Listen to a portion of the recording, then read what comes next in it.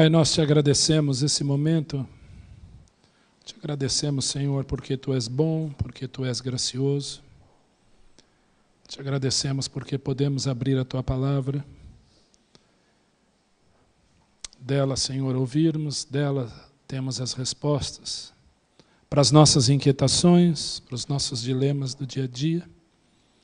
Pedimos que Tu fales ao nosso coração nessa noite. Que Tu, Senhor, em nome de Jesus, possa restaurar, Senhor, corações aqui também esta noite, talvez feridos, machucados, magoados, em dúvida, com incertezas, sem saber o amanhã. Talvez, Senhor, com momentos que possam afligir, que possam incomodar, que possam trazer, Senhor, desespero. Enfim, Pai, nós queremos Te pedir que Tu trabalhes corações aqui, pela suficiência da Tua palavra, não por mim, porque eu não sou nada, nem ninguém. Somos nada, Senhor. Somos simplesmente do Senhor. Louvado seja o Teu nome, oramos com gratidão por esse momento. Em nome de Jesus. Amém. Mais uma vez, eu queria só fazer uma observação antes de nós começarmos. O Ministério de Louvor foi alvo das nossas orações às terças-feiras durante todo o ano de 2013 e parte de 2014 nós vemos o Senhor respondendo.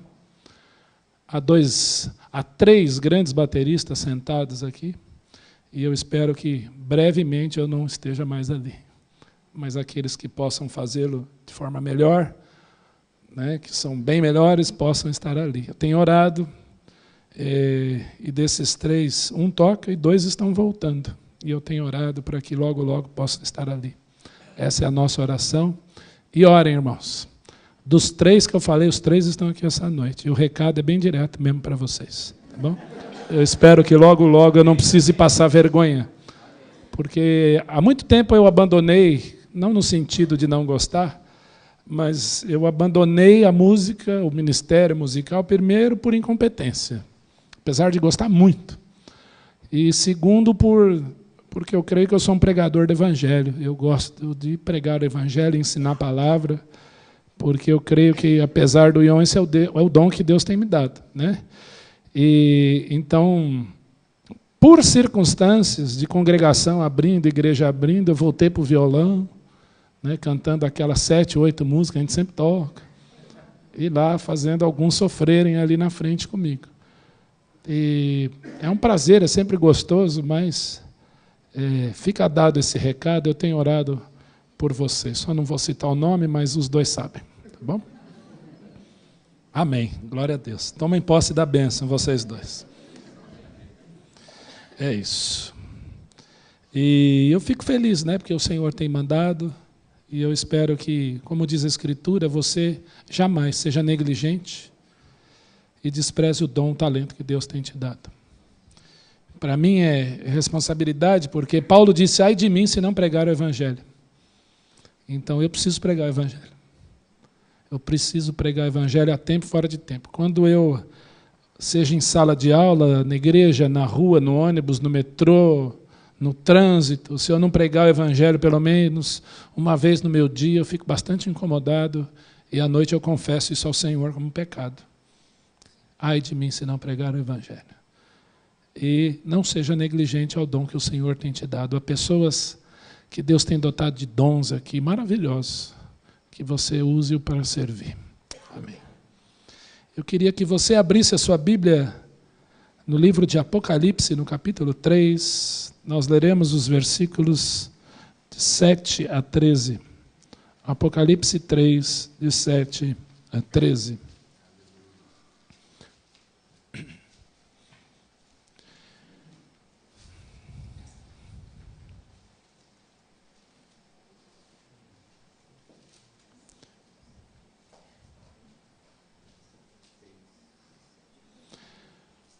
O apóstolo João, ele é movido pelo Senhor a escrever o livro de Apocalipse.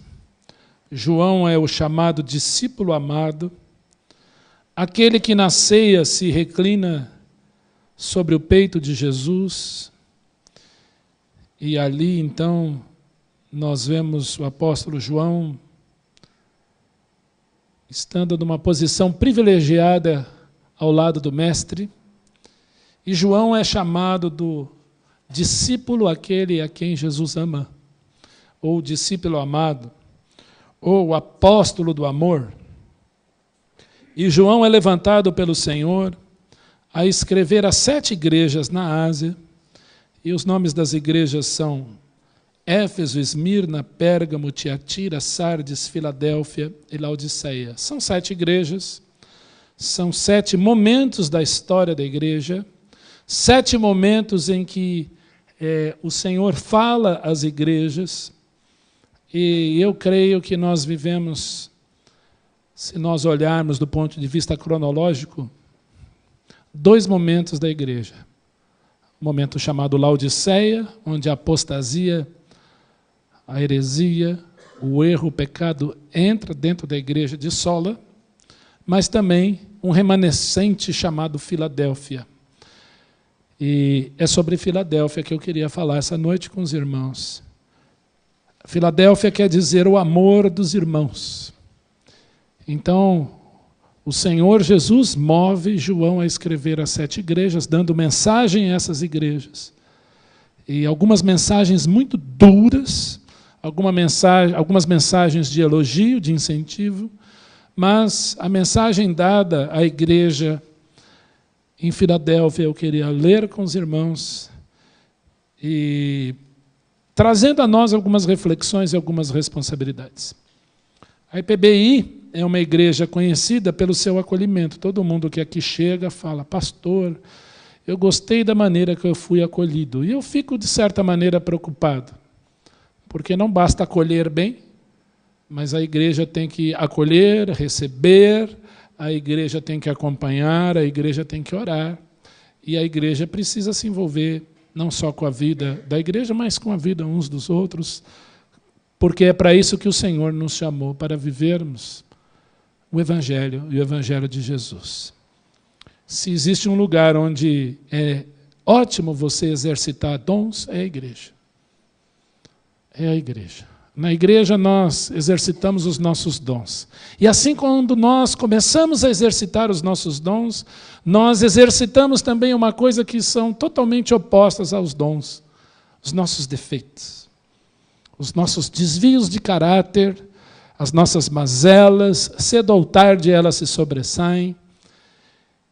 E aí nós queremos, então, às vezes, puxa, eu não vou exercer aqui, eu não vou perdoar ali, porque o irmão fulano de tal fez uma coisa que eu não gostei.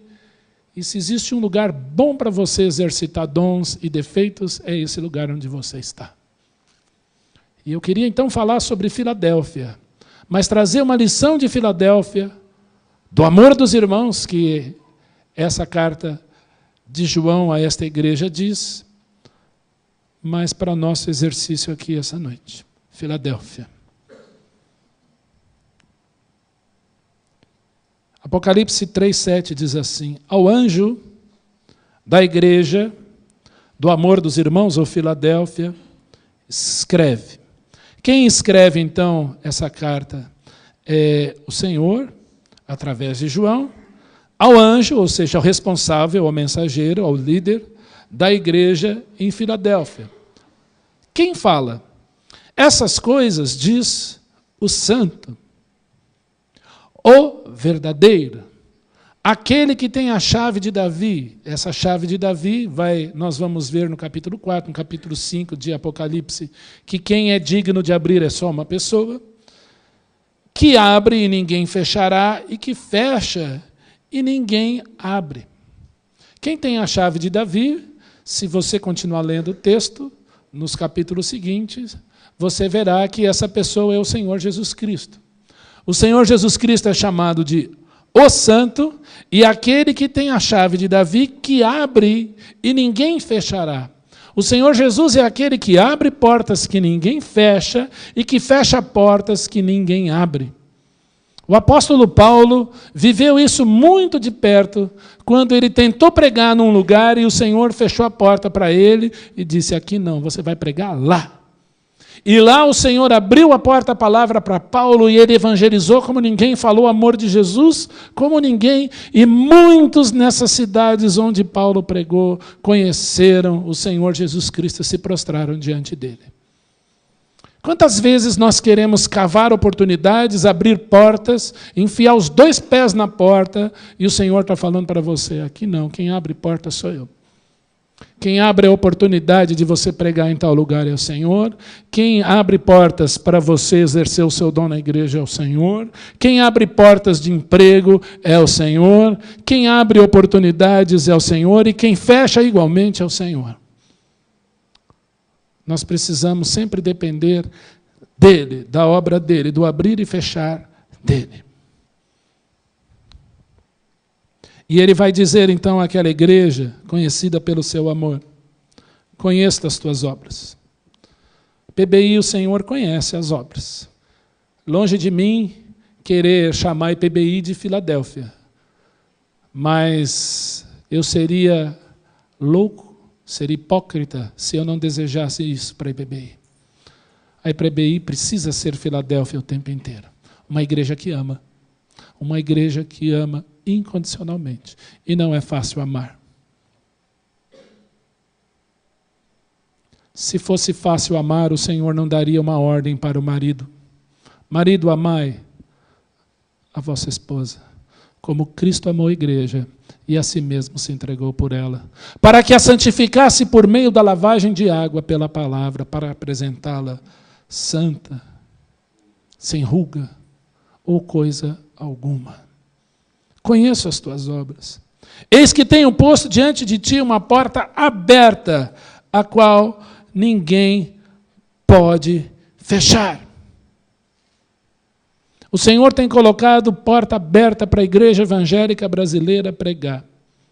O Senhor tem nos permitido, literalmente, de portas abertas, adorar o nome dEle, com janelas abertas ao ponto dos nossos vizinhos escutarem. Ao ponto de alguns vizinhos virem congregar aqui. Portas abertas para nós irmos para a rua e dizermos para aqueles que estão indo a passos largos para o caos, que Jesus Cristo é o mesmo ontem, hoje e será para sempre, que Jesus Cristo salva, que Jesus Cristo transforma, que Jesus Cristo é o caminho, a verdade e a vida. Portas abertas. Eu não sei até quando. Eu não sei até quando, e confesso que eu não sei até quando, e tenho dúvida até quando será isso. Mais ainda, que tens pouca força, entretanto, guardaste a minha palavra e não negaste o meu nome. Pai, eu quero orar mais uma vez por esse versículo, por esse momento, em nome de Jesus. Amém. A porta está aberta. O Senhor tem dado oportunidades. Eu lembro quando nós abrimos esse trabalho aqui, em agosto de 2004, muitas pessoas começaram a dizer, nós queremos ir lá ajudar, nós queremos vir aqui, alguns chegaram e estão aqui até hoje. E o Senhor abriu a oportunidade aqui de nós falarmos do amor de Jesus, com as portas abertas, muitas vezes abertas para qualquer tipo de pessoa, muitas vezes acolhendo qualquer tipo de pessoa, e indo para a rua dizendo para qualquer tipo de pessoa que o Senhor Jesus Cristo é o que é. Mas o Senhor Jesus diz através de João a Filadélfia, vocês não têm força. Por isso que eu orei antes. Quantos crentes desanimados? Quantos crentes desanimados? A vida espiritual indo de mal a pior. O casamento indo de mal a pior. A vida secular indo de mal a pior. Quanto desânimo espiritual Filadélfia vivia.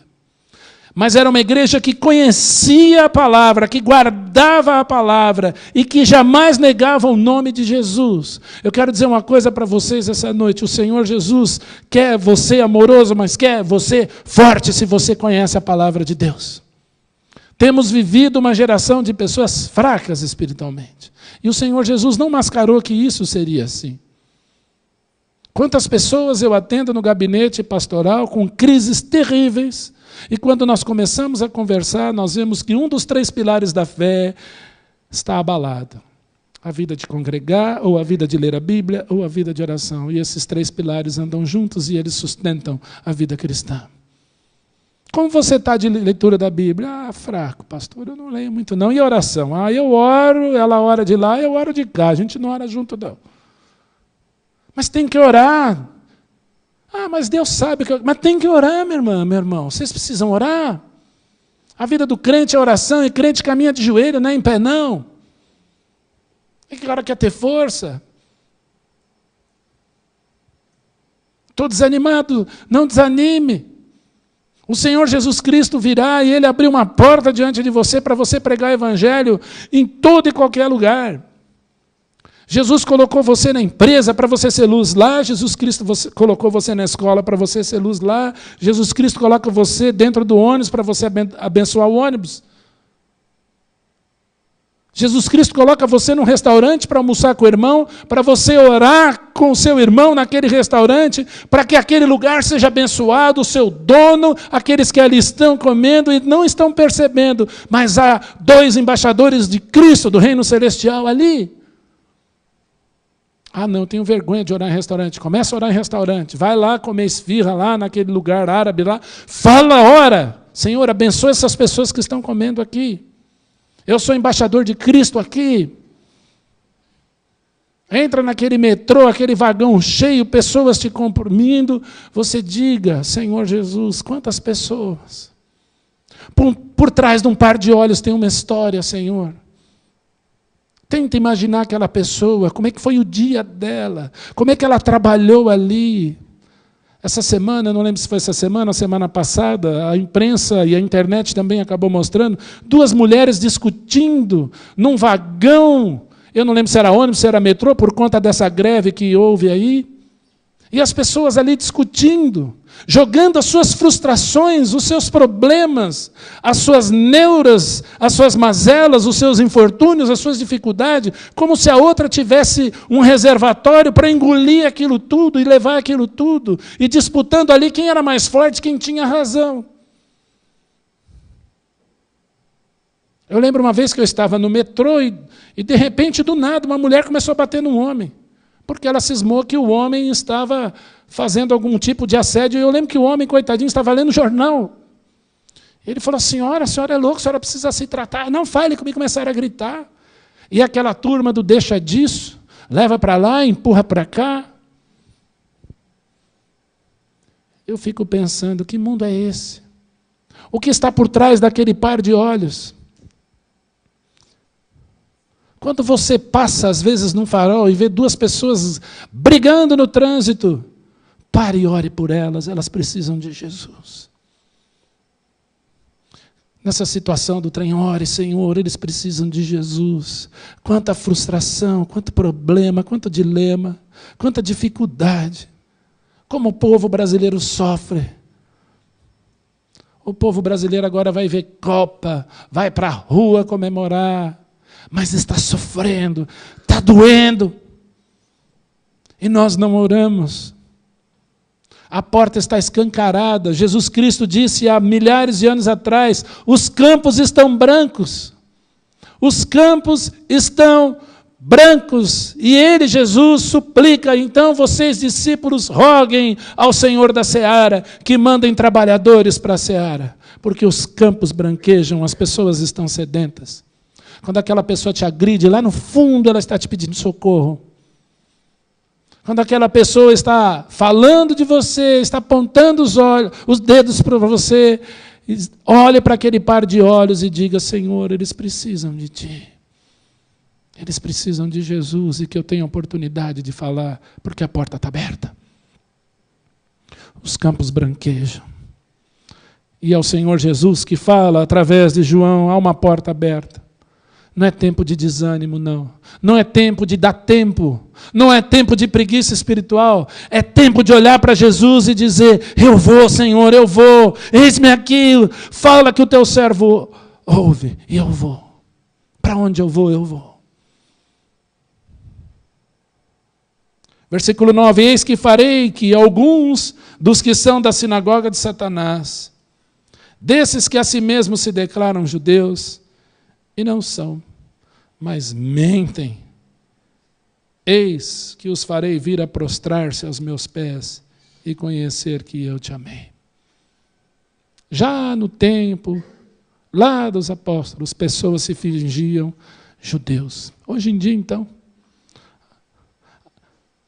nunca a igreja do Senhor Jesus foi tão judaizante e tão judaizada. É festa dos tabernáculos, é a festa de não sei do que, o candelabro de não sei o que lá. São símbolos, verdade, são símbolos que apontam o Senhor Jesus Cristo o tempo inteiro. Mas quantas vezes nós queremos judaizar a igreja? Não pode isso, não pode aquilo, esse dia é isso, esse dia é aquilo. E o Senhor disse não. Fraudulentos, que o Senhor disse não. E eu os farei prostrar-se aos pés de vocês e vou dizer para ele que eu os amei.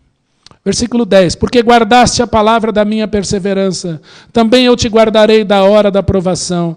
Presta atenção, não é te guardarei na hora, ou durante a hora, eu te guardarei antes da hora, que há de vir sobre o mundo inteiro, para experimentar os que habitam sobre a terra. E os que habitam sobre a terra, Apocalipse capítulo 13, verso 8, são aqueles que não têm o nome escrito no livro da vida do Cordeiro.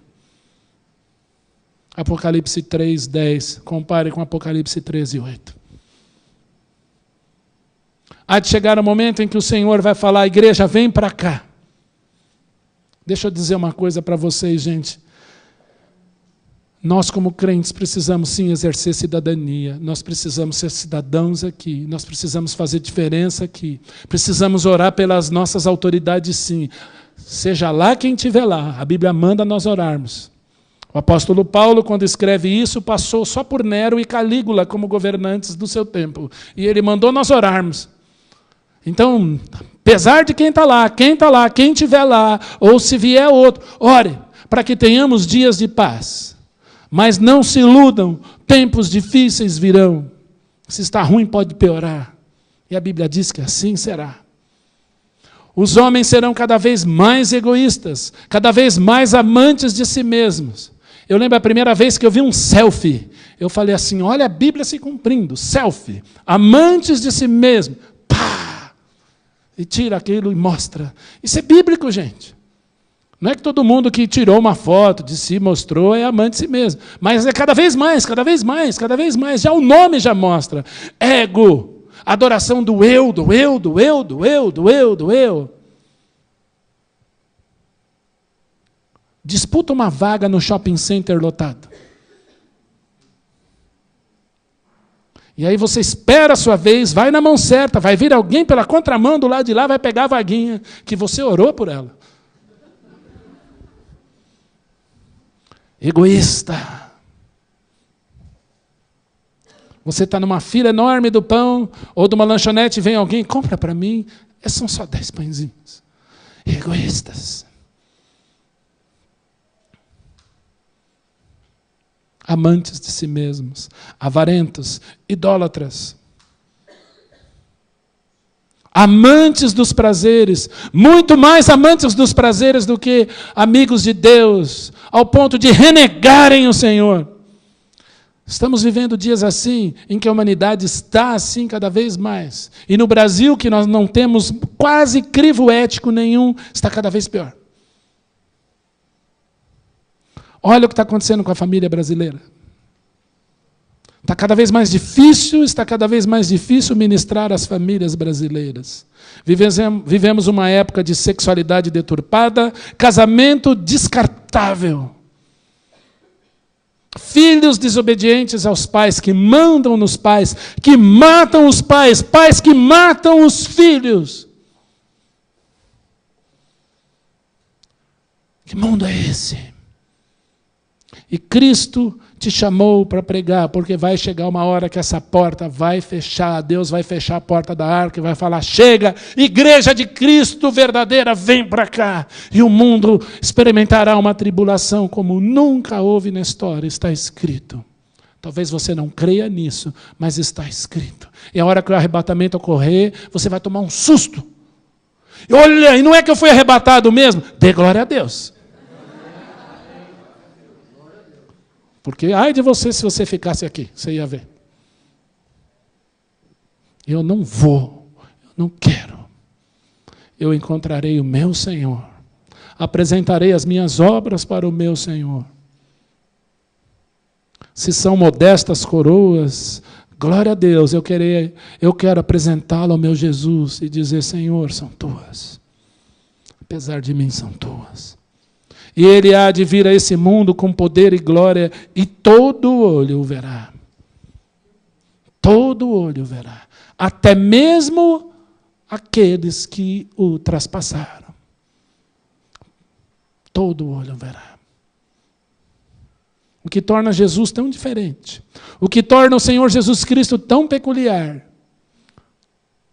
Diferente dos outros líderes religiosos. É que Jesus afirmou ser Deus.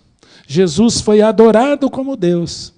E os seus discípulos disseram que ele era Deus.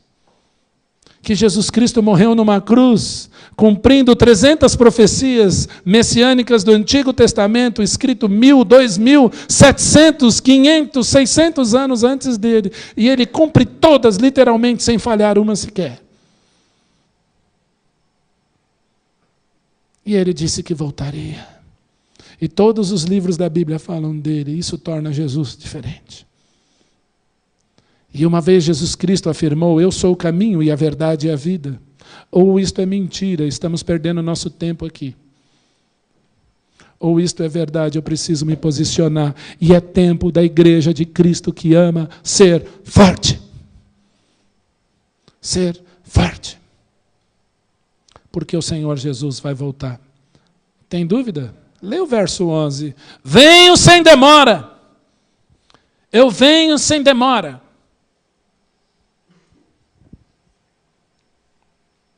Presta atenção na história. Deus intervém na história. O nosso Deus sempre fez intervenções na história, interveio na história. Adão pecou, intervenção. No mundo de Noé, o homem começou a fazer o que era mal. Intervenção. Babel, intervenção.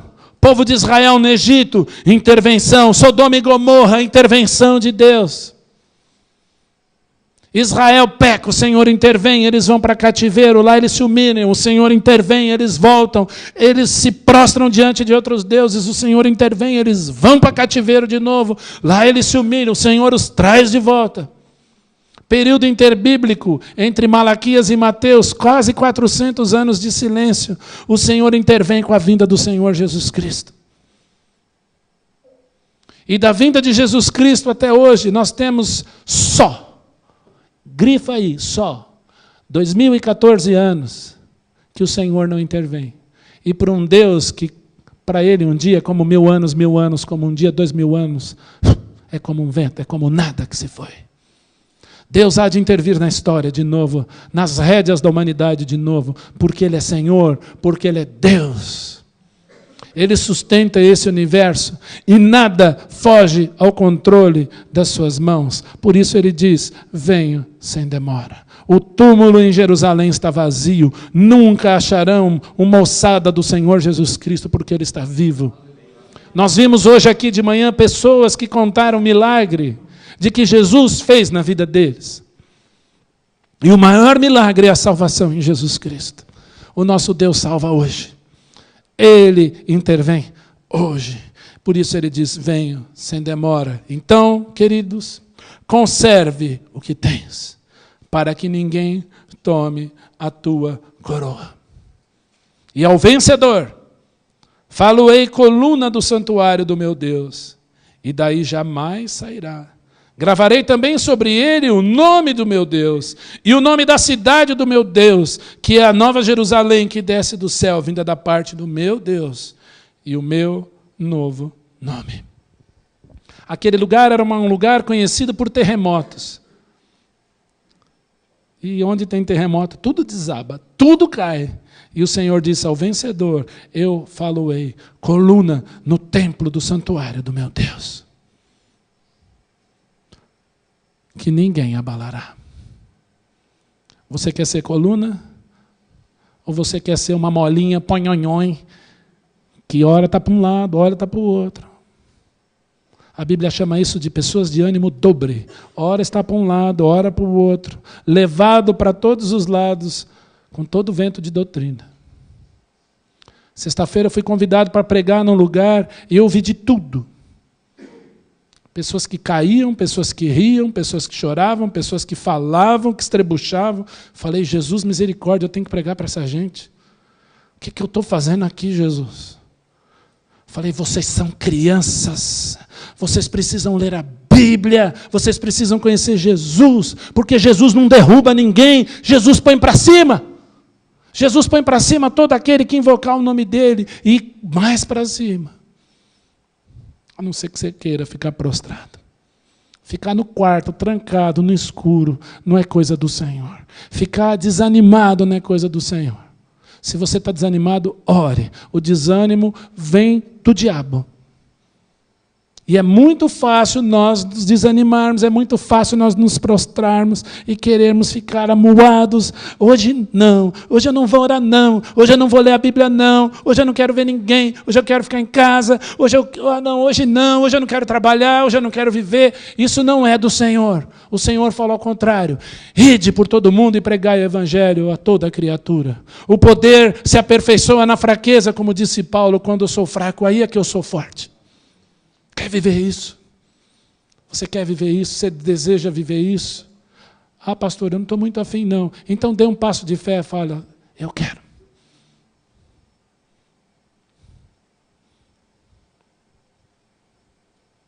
Quem tem ouvidos, ouça o que o Espírito diz às igrejas. A maior característica da igreja de Filadélfia era amor. Amor dos irmãos. E eu queria falar um pouquinho disso, e nós vamos terminar. Jesus Cristo disse que ninguém tem amor maior do que esse, de dar a vida pelos seus amigos. Quando ele disse isso aos discípulos. Mas o Senhor Jesus Cristo também disse, para um intelectual chamado Nicodemos, porque Deus amou o mundo. E eu entendo o mundo, o cosmos, como lugar onde a iniquidade habita, onde o pecado está. Porque onde abundou o pecado, superabundou a graça. Porque Deus amou o mundo de tal maneira que deu seu Filho unigênito, para que todo que nele crê não pereça, mas tenha vida eterna. Porquanto Deus enviou seu Filho ao mundo, não para que julgasse o mundo, mas para que o mundo fosse salvo por ele. Isso é amor. Hoje eu fiquei à tarde meditando, enquanto meditava nesse texto, numa história de dois irmãos, Esaú e Jacó.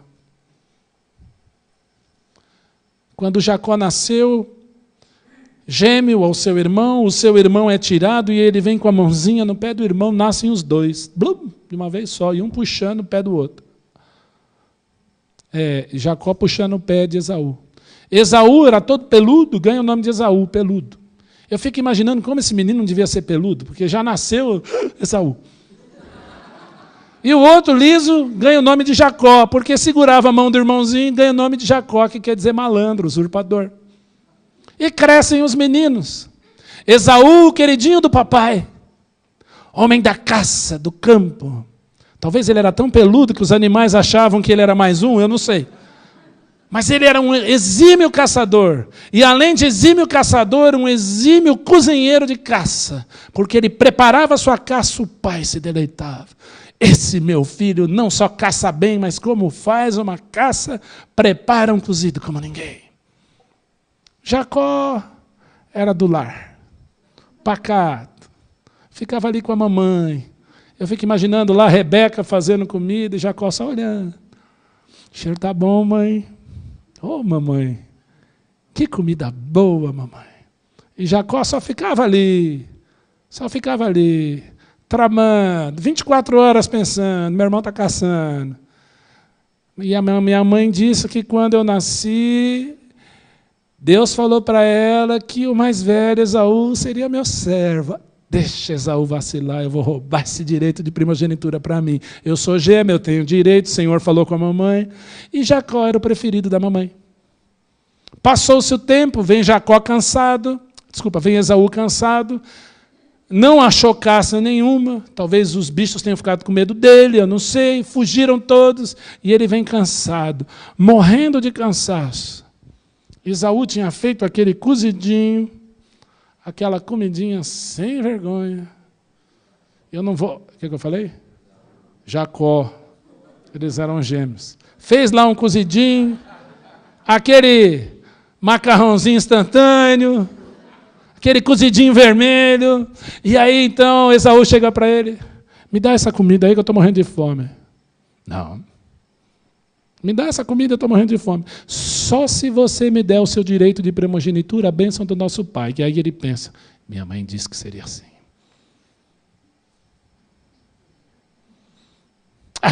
Com a fome que eu estou quase morrendo, o que me vale o direito de primogenitura?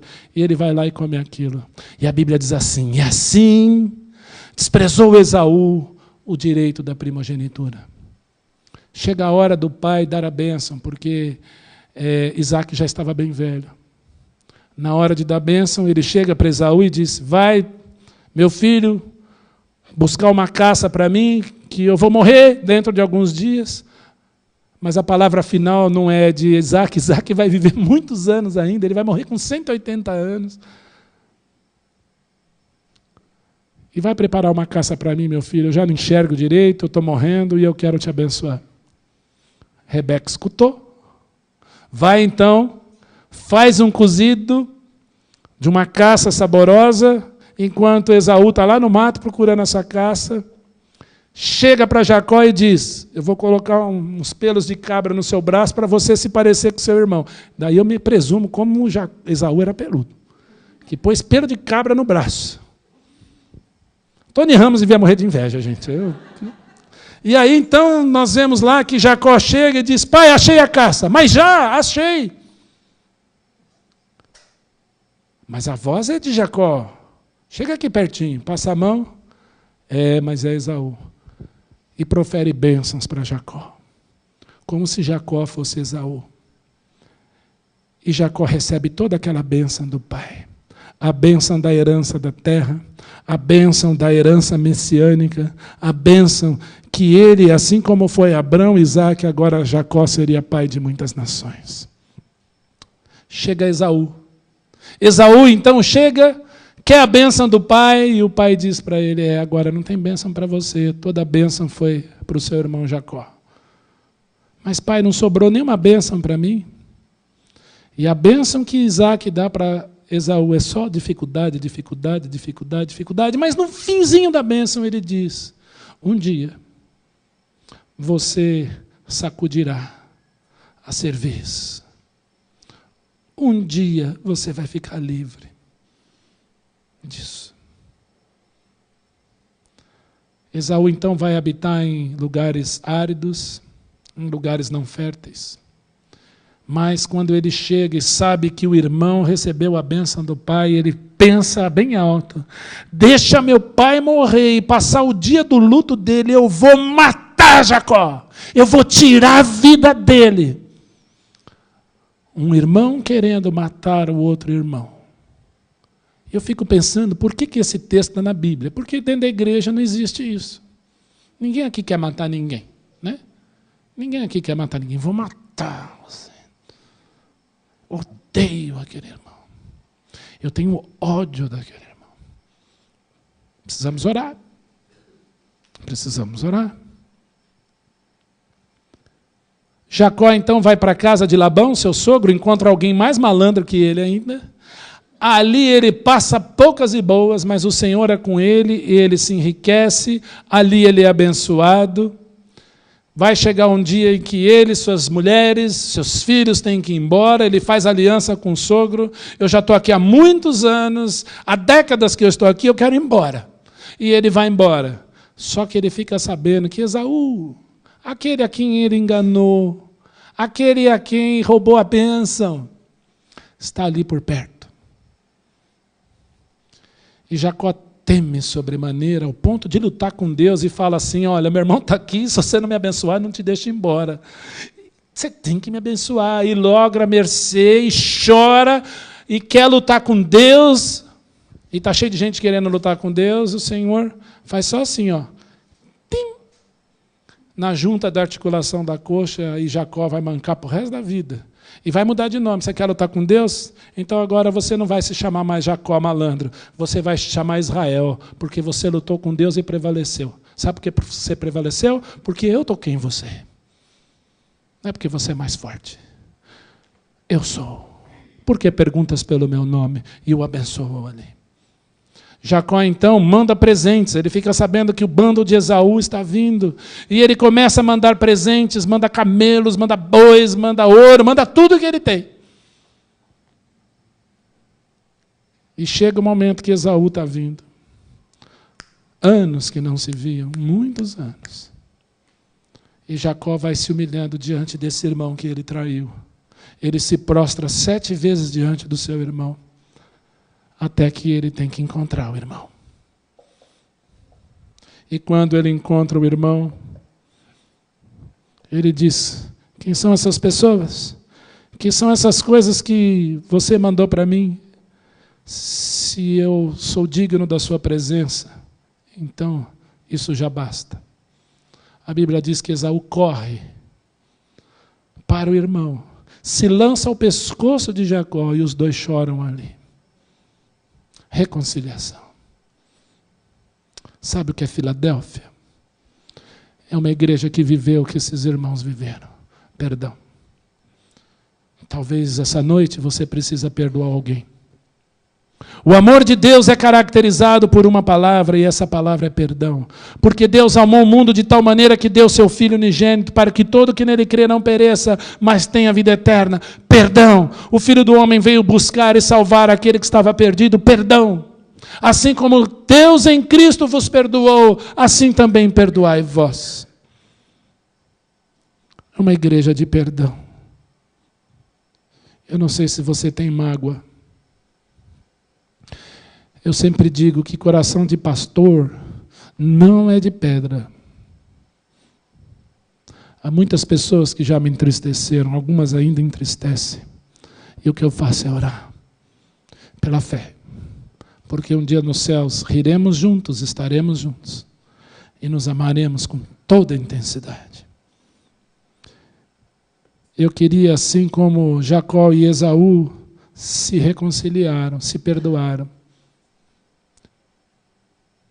O Senhor foi generoso também para Esaú, apesar de se aborrecer com ele, que desprezou o direito de primogenitura. Mas os dois enterraram juntos o pai. Eu não sei se você precisa perdoar alguém.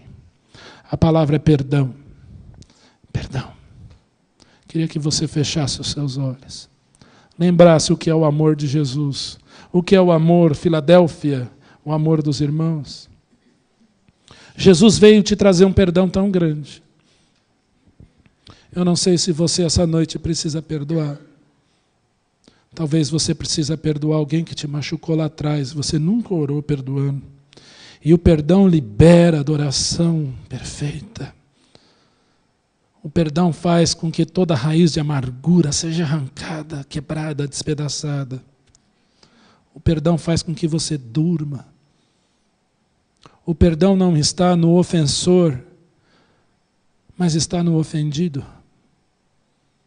O perdão está na certeza de que alguém que te magoou, você simplesmente pega toda essa mágoa e joga na cruz. E fale, Senhor, hoje eu resolvo perdoar. Perdão. Eu não sei o tamanho desse fardo que talvez você precise levar, mas não necessita levá-lo. Hoje é tempo de perdoar. Hoje é tempo de exercer amor. Filadélfia, amor dos irmãos. A Bíblia diz que aquele que não ama não conhece a Deus, pois Deus é amor. E aquele que ama, diz amar ao Senhor a quem não vê, como não ama ao irmão a quem vê? Se você ama o irmão a quem vê, é prova de que você ama o Senhor a quem você não vê. Raiz de amargura desagrada ao Senhor. Vingança, ódio sustenta muitas vezes rancor por uma vida inteira. Mágoa, amargura por uma vida inteira, mas perdão é uma decisão única e para sempre. O Senhor quer da IPBI uma igreja forte. O Senhor quer da IPBI uma igreja amorosa. Mas uma igreja perdoadora, que leve o perdão de Cristo aos perdidos. Se você tem alguma coisa contra alguém, eu queria que você se colocasse de pé. Desse passo de fé, vamos orar por essa pessoa essa noite. Em nome de Jesus. Se há alguém aqui, você está com uma mágoa, teu coração está amargurado por alguém. Você nem conseguiu limpar isso da sua vida. Não está em você querer, mas em Jesus, através de você. Em nome de Jesus, coloque-se de pé, eu quero orar pela tua vida. Em nome de Jesus. Alguém? Você está triste, está amargurado, está sentido. Alguém que causou males. Você está sentindo uma coisa ruim e queria orar. Coloque-se de pé, eu gostaria de orar pela tua vida. Glória a Deus, querido. Há mais alguém? Amém. Glória a Deus. Mais alguém? Coloque-se de pé, gente, em nome de Jesus. Nós queremos simplesmente orar.